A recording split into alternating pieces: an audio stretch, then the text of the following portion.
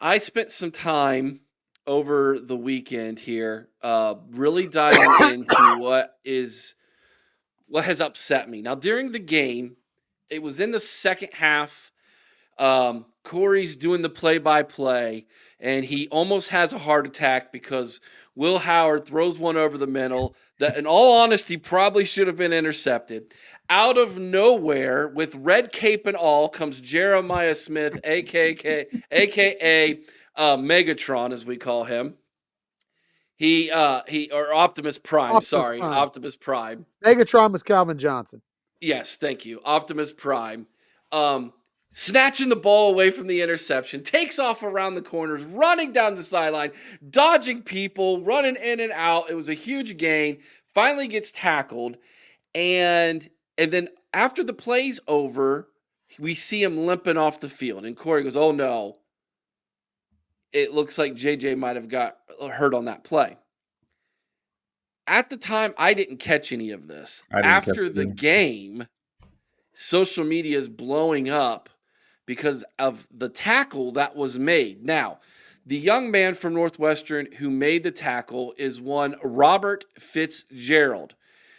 He's a redshirt sophomore from Jesuit College Prep in Dallas, Texas, and he was the young man who made the tackle. Now, it shows here on Northwestern's website that it was he has an X account and an Instagram account. Not anymore.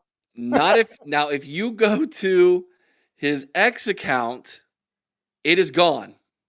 I haven't checked. I haven't checked his other account, but apparently, I would say there are a lot of Buckeye fans who are pretty mad about what I'm about to show you. Now, I took the time and I used my editing software. I pulled up the clip of this.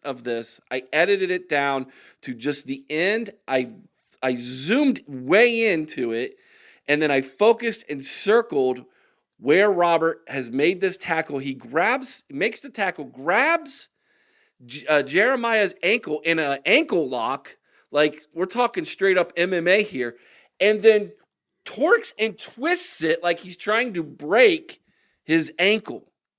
And of course, Jeremiah, when this happened, kicks him with his other foot, like, get off me, and then limps off the field. Now, thankfully, he seems okay because later in the game, I remember they gave him a little end around handoff, and he was running just fine. So I think he's fine here. But I want you to watch this play that I'm going to show you. And it'll start real fast because it's in real time, and then it freezes and it highlights for you all the tackle, and then we're going to break this down for you. So that, and then we're going to talk about it. So here's the play that we're talking about here. So as you can see, Jeremiah catches the football. He's running down the sideline. He gets tackled, and then this player, number 6, takes his ankle that's highlighted there, and he twists it. And then you'll see Jeremiah kind of use his free foot to, hey, get off me here. Now, it happened so fast, right? Like I don't want to sit here and say that this was malicious. Maybe it was. I'm going to leave that up to the discussion here. But as we're watching this play over and over and over again, I kind of want to get the chat's thoughts. I want to get your thoughts, Chris. I want to get your thoughts, Cory. Was this malicious? Was this a dirty play? Chris, I'll let you start first. Well, the chat's already said it best. Clearly, the guy thinks he's Kurt Angle, and just like Kurt Angle, when he used to come out to the ring, the fans would chant, "You suck, buddy! You suck!" That was dirty. It was cheap. You were trying to hurt a player that had just burned you. There's no place for that in the game of football. Yes, football is a physical game, but it is gutless. It is cowardly. It is weak to try to hurt someone in that fashion. This guy, very seriously, the Big Ten and the NCAA have to start taking a look when they see stuff like this. These guys are paid. These What can guys they are do paid about it, though? These guys are paid athletes now, Eric. Suspend them just like you would an NFL player. Put their butts on the bench, because what happened was absolutely appalling. It was disgusting. And that was obviously, in my opinion, 100% intentional. And it makes the entire program, not just that young man, look bad, but the entire program. They need to deal with it. All right, that was Chris coming in hot. All right, Cory, your turn. Death penalty. No, I'm kidding. No, I don't want to say that this one thing defines that kid's character because it's one incident, but clearly it's intentional because he just emotions are running high. It's a big play in the game. He just got burned for I think how many yards was it? 60 yards.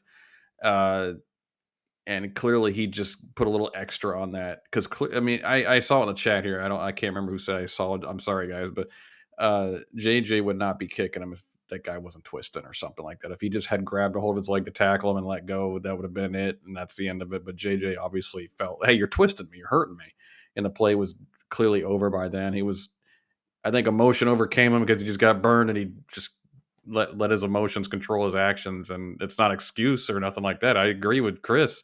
Suspend him. I'm sorry, but you're right. They're paid athletes now. You don't get the benefit of the doubt. You're not a student. You're not a kid anymore. You're a paid athlete. Take care of it. The Big Ten Cory, needs to review it and take care of it. Cory, do you not feel that, and Eric, you can chime in on this as well. Do you not feel at some point Northwestern should step in and take care of this? 100% they should. Should they not get in If front they of want this to and save say, face, listen, they want to save yeah, face on this. So you need to come out with a statement. Hey, we apologize to the Ohio State football program. We apologize to Ryan Day and Jeremiah Smith. We've suspended him. That is unacceptable. And make it known that kind of crap is unacceptable on the football field because it is a violent sport. You know that. You take a certain risk when you go out there. You don't want to add to it by intentionally hurting people. To me, it's just as bad as intentionally targeting or something like that. It's you suspend the kid, eject him, get rid of him. If the refs would have seen this, is it a flaggable offense? That's my question. I don't know that it is. Like, unnecessary roughness, Unsportsmanlike conduct, unnecessary roughness. unsportsmanlike Yeah. conduct, either one.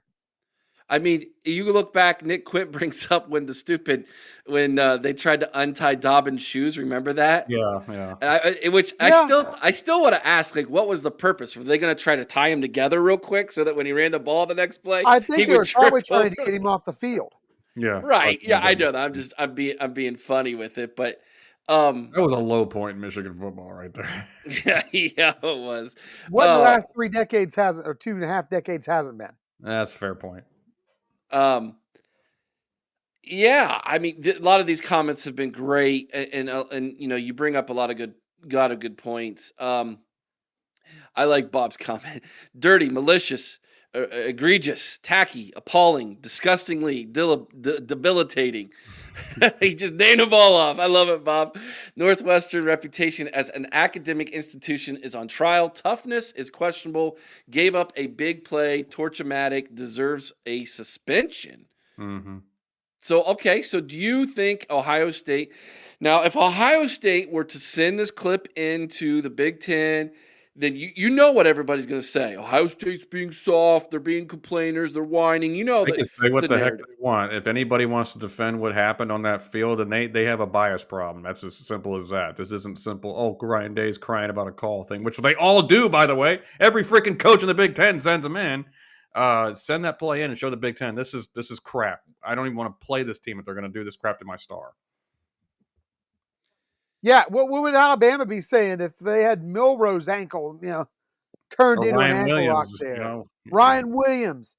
Well, you could say that about any team. What happens if your number one guy is on the ground prone and they've got him in an ankle lock?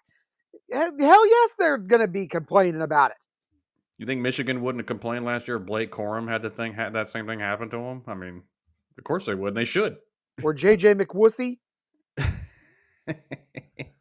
Nick Quint, can OSU or the Big Ten take a look or send this in for investigation? Yes, they absolutely can. Yeah, they can. Yeah. They absolutely can. And Cory brings up a good point. Yeah, a lot of Big Ten coaches will have their film guys cut up the film on calls that were missed or wrong and send them every single week to the Big Ten officiating Mhm. headquarters. It happens, and sometimes you will get a reply that says, "Yeah, we were wrong about that call." I think what would more than likely is going to happen with this is they'll send it in and they'll tell the officials, "Hey, this should have been called." You know, obviously, it happened so fast in real time. It happened so fast. I don't know that an official is going to see that unless they're right on top of it with the Yeah. right angle. The crazy thing is Um, But if JJ we didn't even can complain. review targeting, why can't we review this? Well, it's funny But because JJ didn't even say anything to the refs, I don't think, because he was just literally hobbling over the sideline. I think he wanted to see the doctor as soon as possible, but I didn't see any evidence that JJ went to the ref. Like, dude, you twisted my ankle. Open your eyes. yeah, and JJ might have not even known what really happened. It happened so fast, right? All he knows, "Ow, that hurt," and kicks him, right? And then walks off the field. So obviously as Buckeye fans, he's your star player. He's the best player on the team. He's a true freshman, right? So obviously it catches our eye more. I'm here to tell you, and a lot of you in the chat who've played football will know this. There's a lot of dirty things that happen in the bottom of piles. well, Oh, yeah. especially on the offensive and defensive lines, no Oh doubt. yeah. I can't tell you how many times somebody's been bit, punched, kicked. It happens. But you Mhm. know what? When you see something this flagrant happen and you don't take action about it, what's going to happen is you're going to get into the playoff and somebody's going to do that to a team, and then you got a real problem. Yeah. Because now you're saying it's okay to let it happen. So you're Chris, you're taking the stance of they need to do something. Yes. Mhm. Okay, and you're saying suspend the player. Mhm. Yes. All right, Corey, you're agreeing with him. So I 100%. Suspend that guy. Rest of the season, as far as I'm concerned, I don't care because that's you don't do that kind of crap in the football field. Again, there's a level of trying to protect each player. I understand it's a violent sport, but you don't just add that extra to it and yeah. hurt somebody. Oh my gosh, Ryan, I forgot all about this. Ryan Daysbeard when Clemson was doing Oh, the Oh crotch. the Yeah. whole God, the whole stinky finger. that is the Yeah. most disgusting thing I've ever seen on a football field. That was just gross. Now, you brought up Corey, suspend the guy for the season. This is my thing. I don't know it 100. Well, yeah, with only a couple season games left, I guess that's justifiable. I'm not saying if this happens in game 1 or 2 that it's worthy of a season suspension, but yeah, I could see a 2 or 3 game suspension over I this. wouldn't say that at the beginning of the season for sure. But at But this point, I agree with you. A 2 or 3 game suspension is not unwarranted when you're trying to take out somebody. that could end Jeremiah Smith's season, breaking Or his worse, career. yeah, yeah, You tear exactly. something. Or You tear something. you damage his career because he can never quite get it back, after breaking his ankle or something. Um, Drink says heard he did something last week or so. The same player? Oh, I did not hear that. Wouldn't I be would like to. surprising. Does he have? I wonder if this guy has a reputation of being dirty. Huh? Well, then right, and that's on the coaching staff to tell the referees ahead of time. Hey, this we've noticed this guy do some dirty things. Please watch out for it. Yeah. Um, yeah. And Nick Quint brought it up that I said yesterday during our live reaction, live watch that this crew that was there is notorious for not throwing the flag. They are.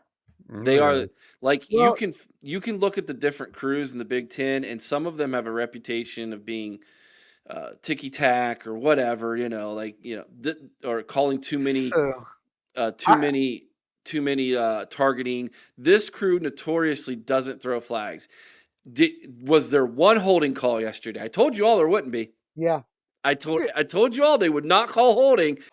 When you refuse to throw the flag and players know I can get away with more, it is natural for players to go ahead and go up to the line and pass it because they know they're not going to get hit with Yep. penalties.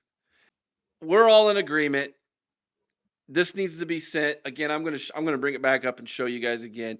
This needs to be sent to the Big Ten. They need to take a look at this thing. This player needs to be questioned. Why did you do that?